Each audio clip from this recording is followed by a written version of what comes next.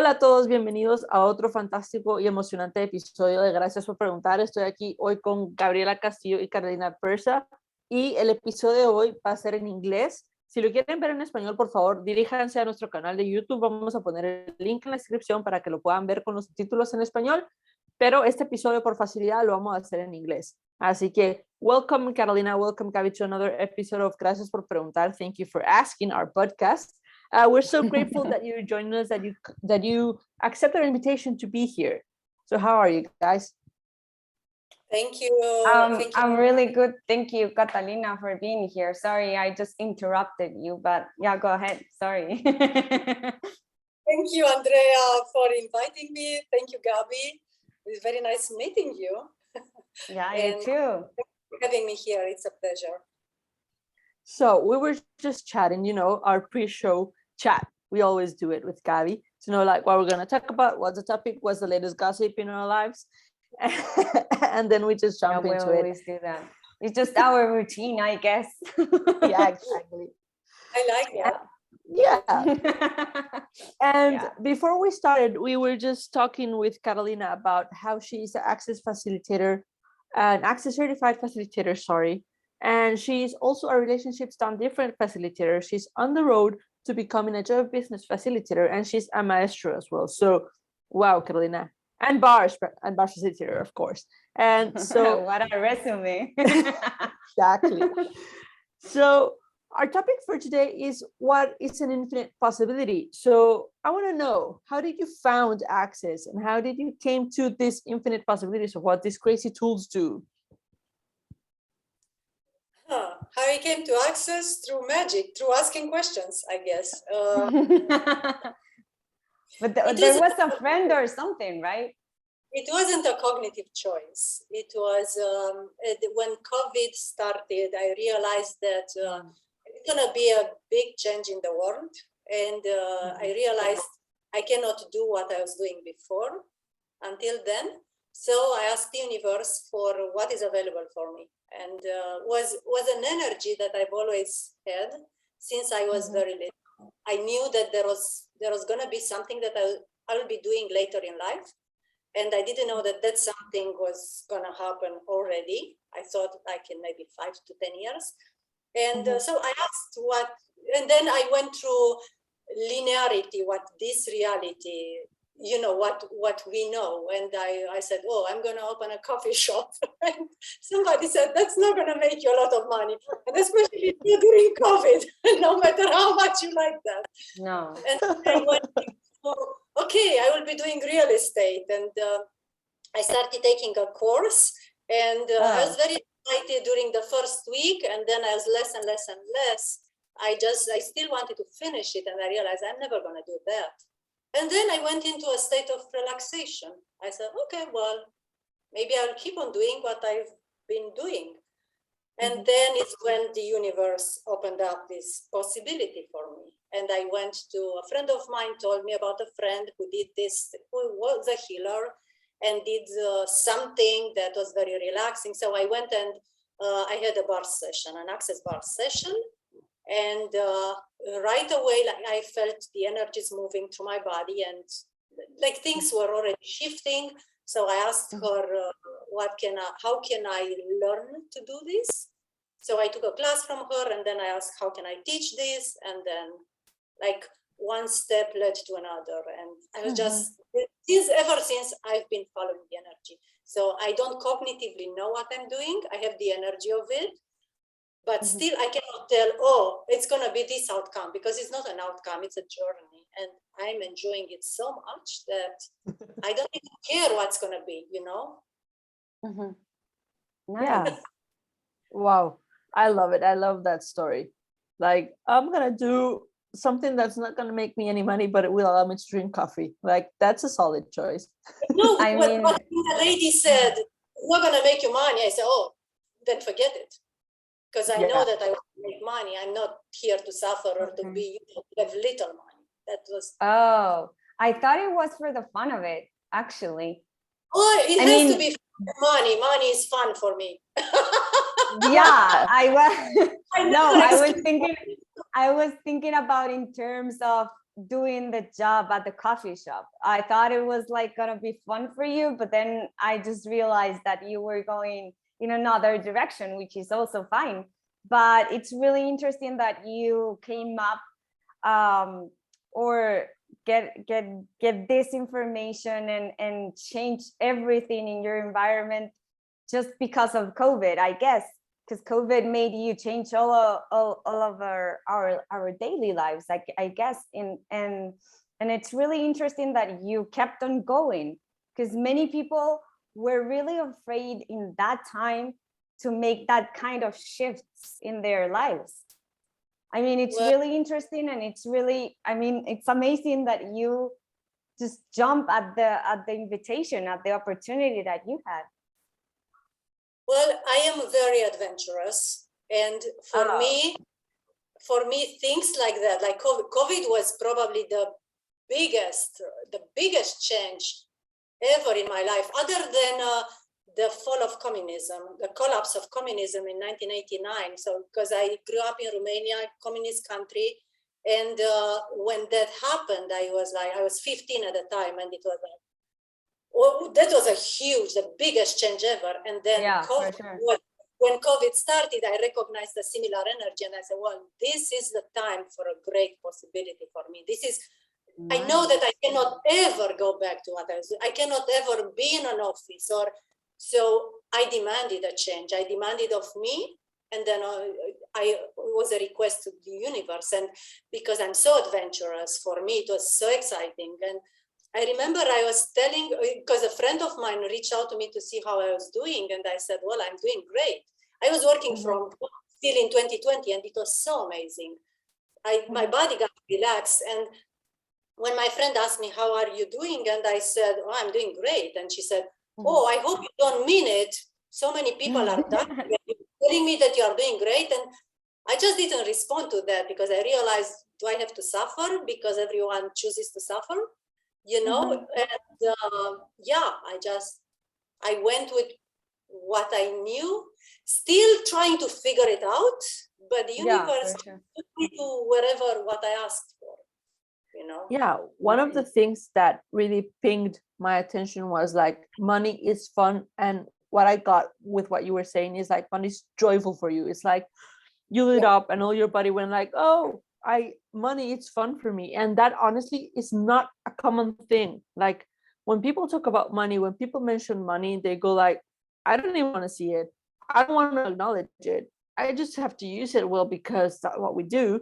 But like they don't have this joyful, fun energy with money. So were you always like that, or is something that you learned? Because now that you mentioned that you grew up in a communist country, like what was your relationship, or what do you knew about money back then? Because that was like a whole different planet, and now you live in Houston, which is like totally 180 from a communist country. You know what I mean? You went like, I'm not gonna do this shit anymore. It's America, Andrea. It's America, so it's literally the opposite of what Romania was in that time, I guess. Because Romania was part of Russia, right? No, it wasn't. It wasn't part of the Soviet Union. It was by itself, but it was right next to where the Soviet Union started. And it started in Moldova, which is right at the border, and Ukraine, right at the border to Romania. So you had a lot of influence from there. Well, but there is a very interesting story, because it was tell us. Yeah, it was the communism mania, and then it was my hometown. With 4,000 people. For my hometown, where about 4,000 people living there. And so it was something between a village and a town. Yeah. And it was in the mountains, not in the mountains, in a valley. So we had high hills and then the mountains starting from there, and it in southern Transylvania. So basically in the center of Romania. And it was this place where the climate was a little bit cooler than everything around. And, you know, in communism, they would take people's land away. But there, because of the climate, which wasn't really very different from 2 miles away, they left us alone. They left our land. And So we were imagine America, a little piece of America, capitalist town in the middle of the country. And our reality was completely different from what you would see 10 miles away. So 10 miles away, people would live in scarcity and they would go to a grocery store at 3 a.m. in the morning, stay there in line and wait for the store to open at 5 o'clock to buy milk and bread. And we were growing wheat and growing corn and growing vegetables and fruits, and we'll have berries on the hills around. So my mom would make marmalade. So everything was homemade, the most delicious, the most orgasmic living you could imagine. I never ate anywhere. For sure. So, and the year I went to high school, so I literally left that town. Yeah. 2 months later, so basically I started in September, and then in October, starting the fall of communism, starting with the Berlin Wall, and then okay. a few months later. So basically, the moment I left, it was gone. It was all the end of communism. But that's like really cool and unique. I don't know. Maybe it was, I guess, because let's call it never experienced really like communist. So what did I know to be born there and not somewhere where I would suffer? So even though my parents didn't have money, everyone there had abundance. You know, we had food, it was absolutely amazing. And then going to high school and college, I didn't have money, but I never suffered, you know? So there was always abundance, even though there was not money. And then I knew that later in life, I would travel wherever I want. I would have the life I wanted to have. There was never in my world that I would not have money. And that was the thing of view that I didn't buy anybody else's point of view, you know, because I knew that abundance was possible. And I knew that I could create everything I desire. Wow. You know what about that. Yeah. And you know what I absolutely adore is this phrase that I had no money, but I had abundance. Like they are not like, you know, like they're not one word. They're not one creation. Like you can be very, very, very abundant and have no cash, but that doesn't mean that you're poor. So that is like an infinite possibility that we can invite people to, because if we start to break down and separate where we have made money and abundance like one, like what and how can a life change? Yeah. Then speaking about that, what you just said, I have no money, but I still can create without money. There is another very interesting story that I wasn't even aware of. It was beginning of 2000s. I was in Hamburg, at the University of Hamburg. I was doing a PhD there. And I was there, I was living with my boyfriend at the time, and later my husband, now my ex-husband. We were all there, it was 2001. And everybody in our group at the university was going on a trip to South Korea to acquire seismic data in the Sea of Okhotsk between South Korea, Russia, and Japan. And I was going, like everybody except for me, because I was not in the project that they were on. And I said one thing to myself, not to anybody else. I said, oh my God, everybody is going and I'm staying here by myself for a month. A week before the trip, our professor came to me and he said, this person from Romania, there was a common project between the University of Bucharest and the University of Hamburg and an institute in Russia, research institute. And he said, this person from Romania is not going. Do you want to go? So I ended up going on a research cruise. So I was there for 3 weeks, and then me and my boyfriend, we stayed there 10 more days, and we were on vacation in South Korea. I paid zero money for that trip. Zero. Exactly. It was one question. And it wasn't even a question, it was, everybody is going and I'm staying? what the fuck? Yeah, but that what the fuck is like, universe, go ahead, show me the way. Exactly. There was no agenda, there was no, how do I make this work? There was nothing. It was like, really? I'm staying here? Come on, universe, deliver, please. Yeah. I had no expectations, right? That too. And I have so many stories like that, where without any money, I created some amazing things. And then with money, I created the same amazing things. It's not about the money. It's never about the money. I love it's about that. Your willingness, your desire, and your commitment to your life to go whatever it takes to create whatever you desire. Well, can we chat a little bit more about that, whatever it takes? Because I think that most people, when you go like, oh, whatever it takes, they go like, but will I have to kill somebody? Will I have to be a prostitute? What would I have to do? Do I have to rob a bank? You know what I mean? They go to like these very quote unquote dark things in this reality, things that are being taught like a no. But can you expand on doing that, on whatever it takes? I did some of that too, some resistance. We go to extremes sometimes, and I know that I will go whatever it takes, what I desire. And sometimes I think that if people stay in my way, I have to kill them. And we don't always have to kill. No, I don't, but I have that first, Impulse. Get out of my way thing. Yeah. What, like right now with the new space that has been created, and Andrea and I have been talked about this. I was in a Symphony of Possibilities class with Dr. Dane here in Houston.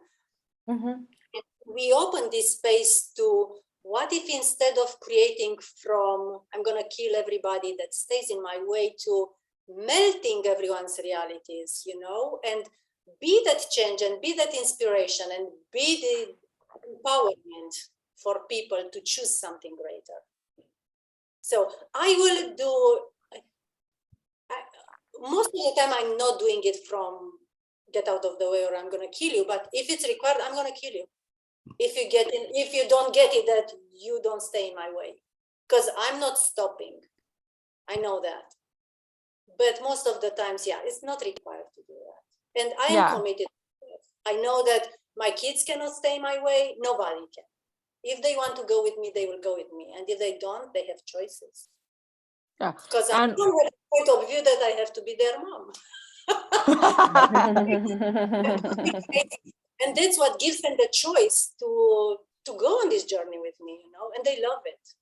So and just to be clear, when we talk about killing, we don't talk about literally killing the people. It's just about taking their energy out of our universe. Please don't think that we're condoning violence or killing Thank people. you for clarifying that, because I was just about to do it, because I've been around access people. But you guys just like clear the energy of that people, so that people move around from me or lives your life. So so that's not killing, like literally the word killing, I guess. Thank you for that clarification. I didn't even think about it. It was really really strong what you were saying, and I didn't want to interrupt you, and I guess Andrea neither.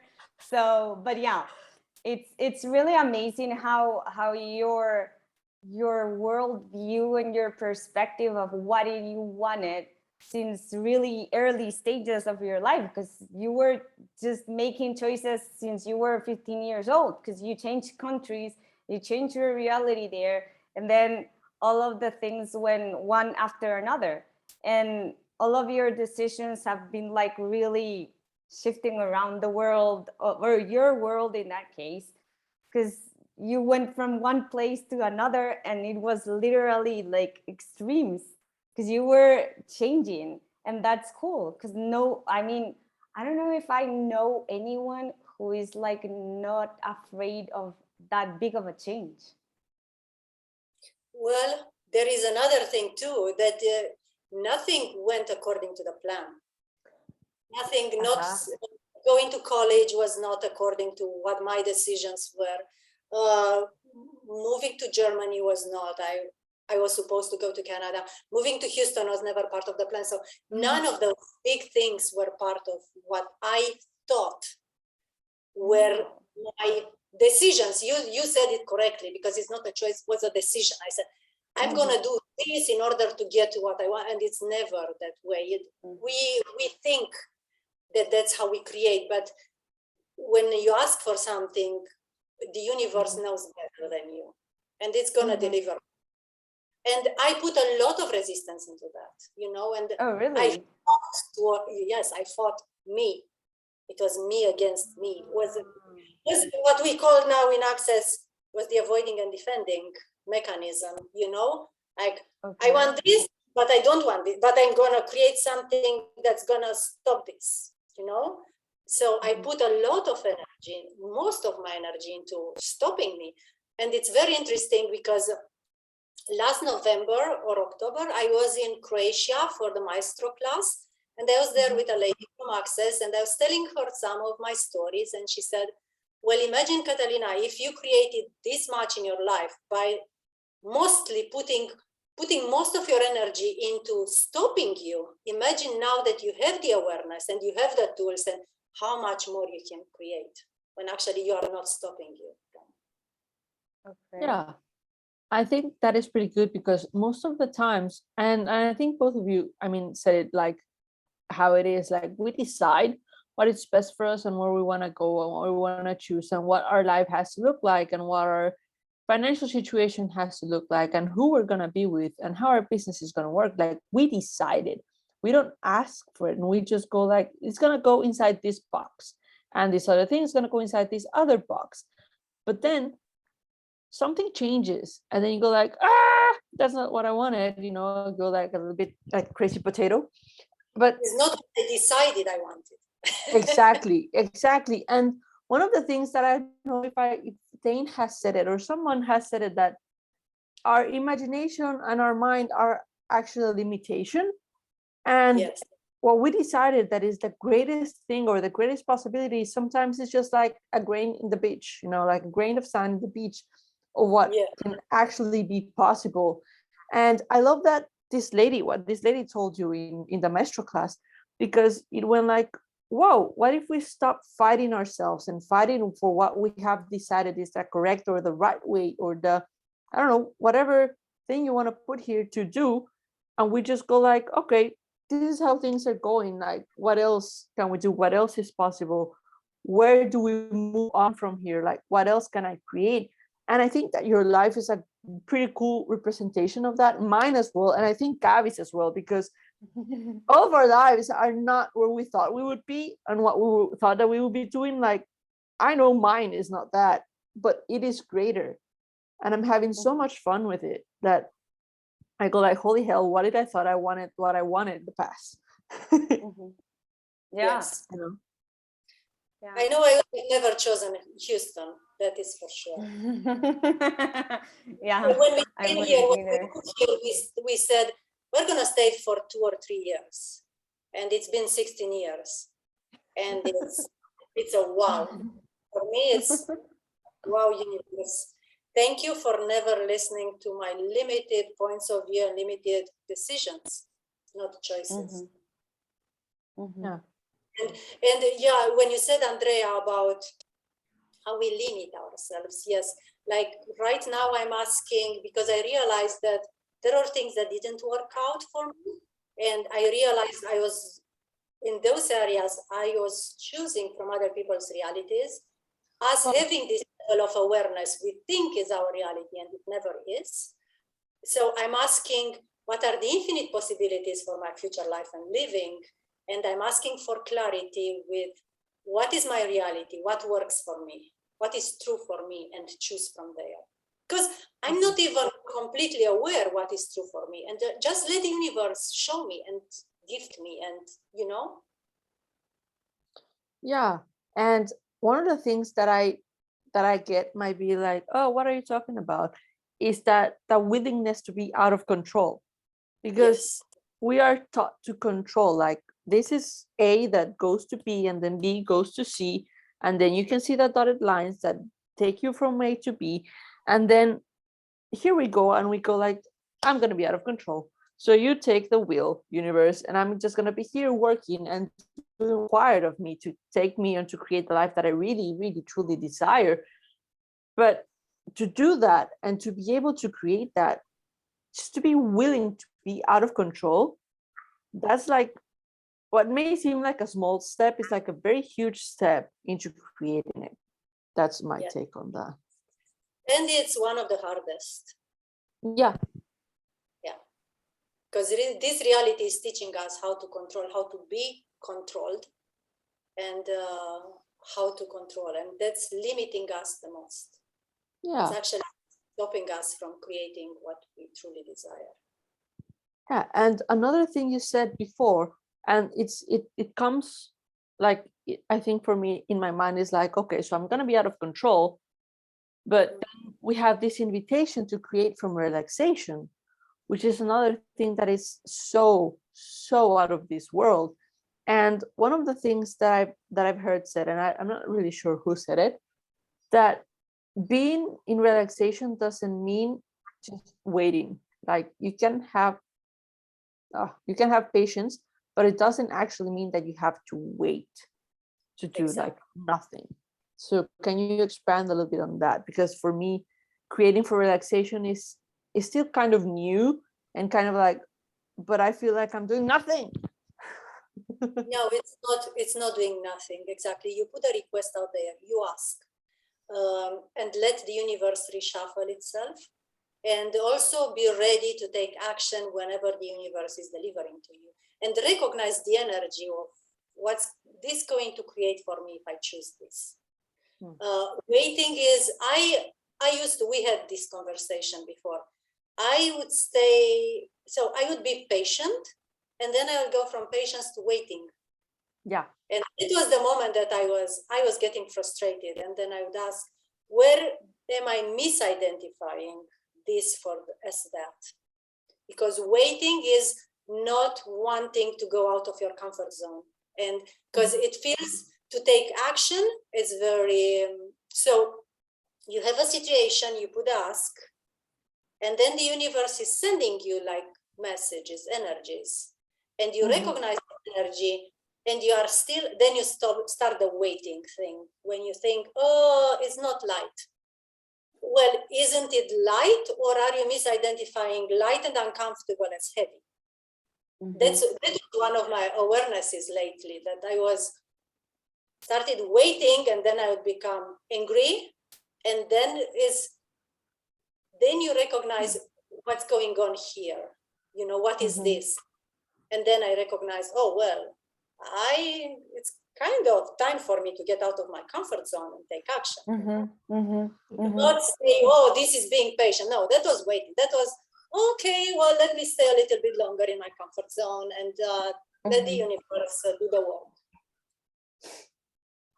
Oh. Yeah. So that was, and as I'm speaking, actually, I'm getting more and more aware myself. Yeah. I just got awareness right now of something that it's happening, and that I keep just like, it keeps appearing like from anywhere where I go, like, I don't know, like things, people, messages, or I don't know, like it's like really weird, and I wasn't even looking for it, or I don't know, like making it happen or whatever. It just like appeared from nowhere, and I wasn't looking for it. And then you're saying that, and I'm just like blowing my mind right now, because I got that awareness that maybe it's something that I have to act on. Yeah. Get out of your comfort zone. Yeah. One of the biggest fears, you know. We want to change, but we love our comfort zone. And we're not aware of it. Yeah, we tend to be very fond of our comfort zone, and to be fond of what we know. Like, we prefer, one of my favorite sayings, and Gabi won't let me lie, is that being uncomfortable in the, ¿cómo es? Estando cómodo o incómodo. Yeah. Comfortable in what's uncomfortable. Sorry, I had to do it in Spanish because my mind is kind of like, oh. So being comfortable in what we know it's uncomfortable, and our comfort zone might get to be uncomfortable, but it is an uncomfortable thing that we know. So it's comfortable for us to stay there. Does that make sense? I'm not following you. Okay. Yeah, I thought that. So Not relevant to me. yeah, exactly. It's not even true for you exactly. anymore. We go in our mind a little bit now.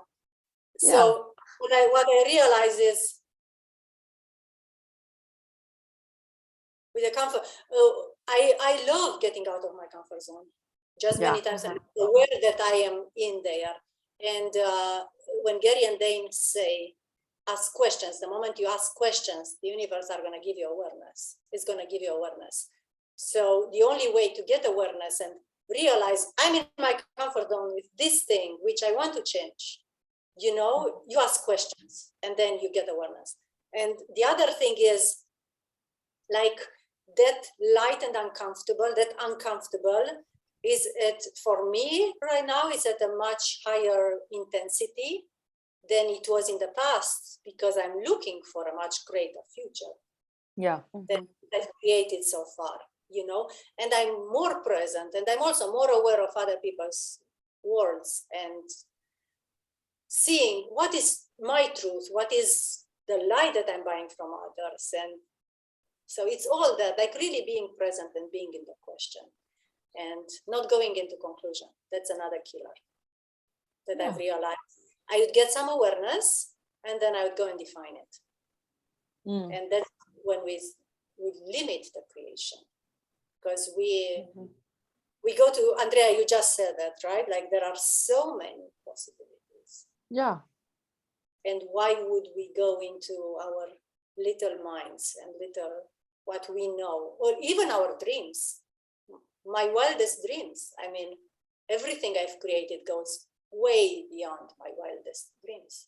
And I dream wild, really wild. Yeah. And one of the things that I got to acknowledge that is that our dreams are still a limitation, because they would go as far as our mind goes. Yes, of course. Yeah. And our minds are kind of limited and not as expansive and as, you know, rich, if you want to call that way, as the universe. So yeah, that takes me back to my crazy phrase that made no sense to you. And I love that it doesn't make any sense to you, because it is so out of your reality that when I say that being comfortable in the uncomfortable is that some people choose not to live what they are uncomfortable because it's something that they know. And I rather be with the devil that I know than with the devil that I don't know. So yeah, you are an invitation to create more. Yeah. There is another thing that I just realized. There is what our mind knows, and then my wildest dreams, and then even beyond my wildest dreams, but those are my creations that are beyond my wildest dreams, right? My past, beyond my reality. And I realized I would go and say, oh, I'm gonna duplicate Hamburg, because Hamburg was an amazing creation for me. And then I go, why would I duplicate Hamburg? Let me create beyond that, you know? Yeah. Houston, let me outcreate my Houston creation. This has been a phenomenal creation, phenomenal. And what did it take to have more? Way more than that. So not even going into beyond our wildest dreams and our, you know, beyond these reality creations. I want to go beyond it, like infinite possibilities. Yeah, and I love it, because you are looking for it and you are aware of it. And one of the things that I love is that we tend to want to go back to the great places that we've known or created. And what you said is like a super huge inspiration, because you go like, oh, that's fantastic. Now what more? What else can I create? Like I cannot duplicate that as much as I try. And I want that won't be a possibility, because that was then in that time. And you were that Carolina in that time, and you're completely different now. Of course. I mean, of course. I'm not crazy to go back. recreate that. But it was the energy of that. And I said, what did it take for me to have that and much more? And I said, no, forget that. Way more than that, way more. I mean, we're here to really change the world by inspiring, by empowering others, by being us, by being what is true for us. And that's what I'm going with. I'm having fun. And I'm asking for a lot of money to change whatever is required to be whatever is required. I can change the world with or without money, and I'm going to change it more with money, with a lot of money. And when I say money, for me, money has never been the number one thing. It's always been, I'm asking for this and this and this. And that involves, I require some money in order for those to actualize. Like money is the byproduct of whatever I desire to create in my life and in the world and for my future. Yeah. So we're going to leave you guys with that, because that for me was like, I'm going to have some of that. So thank you so much, Carolina, for joining us, for being what you be in the world, and for choosing more for you and for everybody. Like, thank you for that. Thank you, Gaby, for another fantastic episode. And I'm going to switch quickly to Spanish right now. Así que gracias a todos por venir a otro episodio. Gracias, Catalina. Gracias, Gaby, por otro episodio tan increíble. Ya saben, lo mismo, comenten abajo, díganos qué es lo que piensan, qué es lo que quieren, qué es la invitación que desean, temas y quieran que hablemos en los comentarios, tanto de YouTube como del podcast. Así que aquí vamos a estar. So you can comment, add, or tell us what you want for the podcast, for now, for this creation, and for the future. So thank you so much for this. Thank you for being you and for being here with me. Thank you so much, Andrea. Gaby, it was a pleasure, an absolute pleasure. Yeah, me too. For me too. Nice to meet you. Bye, guys. Bye.